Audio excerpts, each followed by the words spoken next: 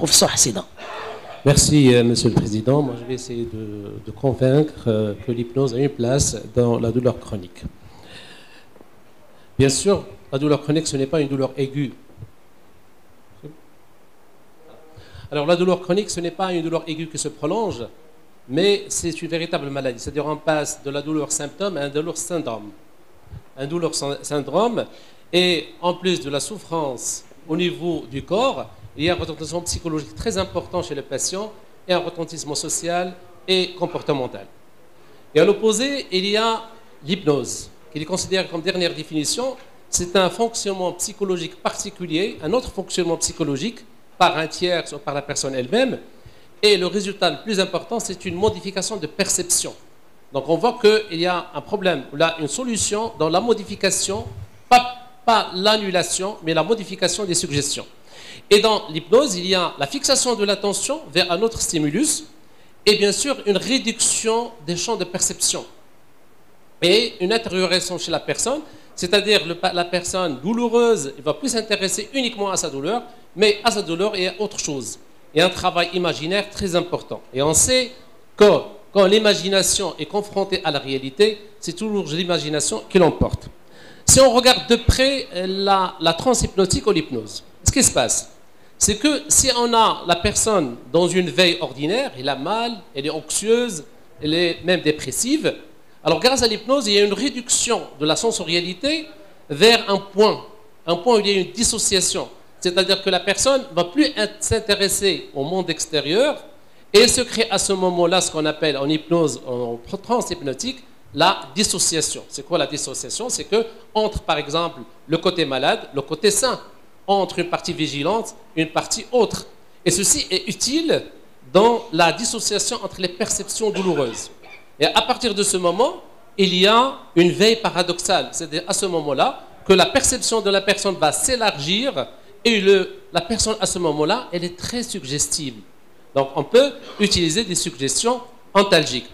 Pourquoi ceci? Parce que si on revient un peu en arrière, on trouve que l'hypnose, la douleur chronique, ce n'est qu'une véritable hypnose négative. Qu'est-ce qui se passe chez un patient qui a une douleur chronique?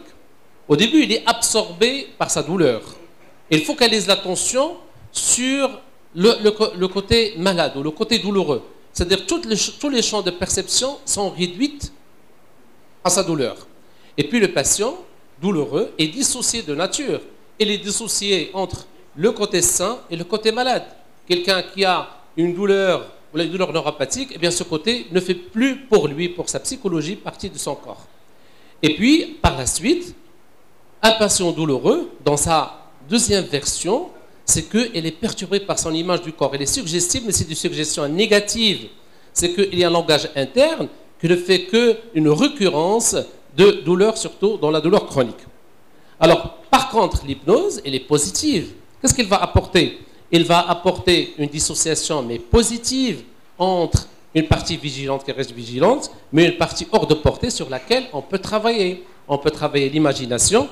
Et le patient est très suggestible aux suggestions antalgiques. Il aura moins de facultés critiques.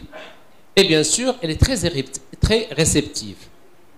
Et là, on peut comprendre que le processus d'induction, le processus de l'hypnose, de l'induction au réveil, il y a un passage d'une phase où le patient, comme j'avais dit tout à l'heure, est très suggestible. Et on va utiliser les suggestions positives, les suggestions antalgiques, des métaphores pour contrecarrer tout le ressenti de la douleur. La douleur comme perception douloureuse, mais également comme image du corps. Parce que le patient qui est douloureux, il est dans un état de catastrophisme, que rien ne marche plus. Il va le montrer qu'il y a toujours une possibilité, une souplesse dans la pensée. Et puis, on va augmenter l'alliance thérapeutique. Cette alliance est très importante parce qu'on va créer chez un patient en attente, on va augmenter l'effet placebo. L'effet placebo, il est augmenté par la bonne relation avec le thérapeute et également avec l'attente positive du patient. Et si on revient à la neuroscience, on sait que l'hypnose agit essentiellement en matière de douleur au niveau de cortex singulaire antérieur, mais c'est la même place où agit l'effet placebo. Donc on va comprendre que peut-être que l'hypnose est une forme de placebo où il va augmenter les effets du placebo. Et je vous remercie. Merci beaucoup, professeur Saïda, pour ces messages très pertinents, bien évidemment. Oui, tout à l'heure. Ah, oui, oui, c'est une allergie multimodale. Oui, pourquoi pas. Mais bien sûr, allez-y. Bien sûr, l'hypnoanalgésie est une véritable analgésie associée aux médicaments qu'on donne en post-opératoire, et ceci uniquement par des petits moyens comme qu'on appelle l'hypnose conversationnelle, par aussi bien les médecins que les infirmiers. Un bon langage positif, ne pas dire des mots qui blessent, des mots négatifs, tout ceci va participer à augmenter l'effet analgésique et bien sûr aider à dépasser ces douleurs post-opératoires. Par exemple, on a l'habitude de dire « vous avez encore mal ». Donc chaque fois qu'on dit un mot, on fait un ancrage. Donc si on apprend aux gens, au personnel, de modifier uniquement le langage et d'avoir un langage hypnotique, c'est-à-dire un langage par image, ça permet d'améliorer l'analgésie post-opératoire. Justement, c'est à quel moment tu as introduit l'hypnose dans la prise en charge d'un douleur chronique? Est-ce que c'est d'emblée depuis la première consultation ou bien sûr, bien évidemment, c'est peut-être la deuxième, la troisième consultation? Alors, il y a deux cas qui se présentent. Soit quelqu'un qui a une douleur chronique, qui prend des médicaments, surtout les douleurs neuropathiques chroniques, où le patient a des effets secondaires des médicaments, il vient pour l'hypnose. Il vient pour une consultation d'hypnose. Soit que le patient vient pour une consultation de douleur chronique et on parle d'hypnose sans parler d'hypnose. C'est-à-dire dans notre conversation, dans notre langage, etc., on introduit des notions d'hypnose et le patient, lorsqu'on remarque que le patient va poser des questions, docteur, ce que vous m'avez fait aujourd'hui, moi, pas de médicaments, je me sens soulagé. Et là, on peut expliquer, toujours selon la croyance du patient, c'est une technique non médicamenteuse qu'on peut utiliser dans la douleur chronique. Donc, à tout moment de la prise en charge de la douleur chronique, on peut utiliser l'hypnose. Oui. Alors, juste une question. Est-ce que le fait que l'hypnoanalgésie a... C'est-à-dire que le problème, c'est qu'on sait l'hypnoanalgésie quand on est en échec d'analgésie pharmacologique. Est-ce que c'est pas... Est-ce que le fait d'utiliser, de garder de faire l'hypnose que quand on est en échec, est-ce que c'est pas bon un petit peu pour cette technique? C'est-à-dire que ça va rendre un petit peu la technique plus difficile à mettre en place? Non, pas à ce point, parce que l'hypnoanalgésie, c'est une technique analgésique, c'est-à-dire toutes les interventions qui peuvent être sous anesthésie locale, on peut améliorer, même par exemple lorsqu'on fait un bloc, on peut utiliser un langage hypnotique pour améliorer l'anesthésie locale. Donc c'est une technique de plus. Par contre, l'hypnose formelle en opératoire, ça on peut oublier parce que ce n'est pas stable. Donc ce n'est pas un moment d'échec, mais ça doit être accompagner toutes les techniques d'anesthésie locale. Ah, la douleur chronique, non, c'est une technique de plus, pardon. Parce que moi, je suis parti pour la douleur aiguë. La douleur chronique, c'est une technique de plus qu'on peut l'utiliser. Parfois, elle est suffisante, parfois, on l'associe à d'autres techniques. Mais elle ne peut jamais remplacer une technique médicamenteuse quand l'intégration est là, ou bien une technique de douleur régionale. Est-ce qu'on peut peut-être la considérer comme tu l'associes au début, comme une technique d'induction et que tu continues éventuellement avec les médicaments après? C'est possible, pourquoi pas? Pourquoi pas en associer avec les médicaments comme une induction? Oui, ça peut être une opportunité. Alors, une question, autre technique d'activation de la conscience. Alors, les techniques qu'on appelle techniques d'activation de la conscience, c'est uniquement de l'hypnose. Parce que maintenant, de plus en plus, on ne parle plus d'hypnose. Par exemple, aux États-Unis, on ne parle plus d'hypnose, on parle de techniques d'activation de l'état de conscience. Donc, c'est un problème de terme parce que si on parle de l'hypnose ericksonienne, on parle de l'inconscient et de l'inconscient. Maintenant, les choses avec la neuroscience et la découverte de connectomes et des connectopathies, c'est une autre forme, mais c'est exactement à peu près la même chose. Alors, une question qui arrive de Fès sur le timing de l'hypnose. Est-ce qu'avant ou après la sensibilisation des récepteurs va avoir une influence sur son efficacité? Probablement. Probablement, parce que l'hypnose, si on croit les études, ils ont une action. Mais quand c'est l'hypnose analgésique, antalgique, parce que les études ont montré que l'hypnose a un effet sur les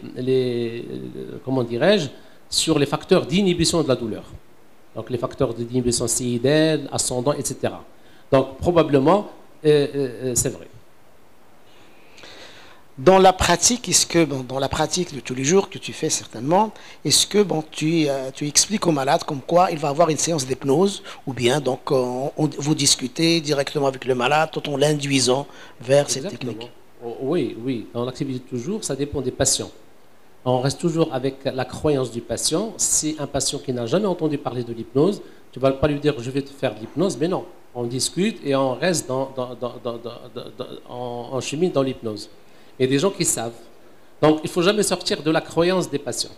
Comme cette question, le rapport entre le niveau intellectuel du malade et l'efficacité de l'hypnose, il n'y a aucun rapport, parce que ça dépend du langage. On parle du langage du patient. Donc, on peut faire une séance d'hypnose en français, en arabe, en dialecte, etc. Donc, ça n'a aucun rapport entre le niveau intellectuel et l'hypnose. Oui. Là, c'est la question. Alors, il y a une autre question qui vient de Meknes. La limite entre communication positive et hypnose. Ah oui, parce que c'est comme l'anesthésie. On peut faire une sédation légère, on peut faire une sédation profonde et une anesthésie générale. On peut faire une communication positive qu'on appelle communication hypnotique, c'est léger. L'étage supérieur, c'est l'hypnose conversationnelle, et un étage beaucoup plus profond, c'est l'hypnose formelle. C'est exactement le même processus. Alors, il y a une question qui arrive d'Oujda. Veuillez nous donner un exemple plus concret de l'association d'hypnose à l'induction. À l'induction, je présume l'induction d'anesthésique. Oui, c'est ça. Bien souvent, lorsqu'on fait, par exemple, on appelle l'hypnose utilisationnelle. La première des choses, c'est de fixer la conscience du patient.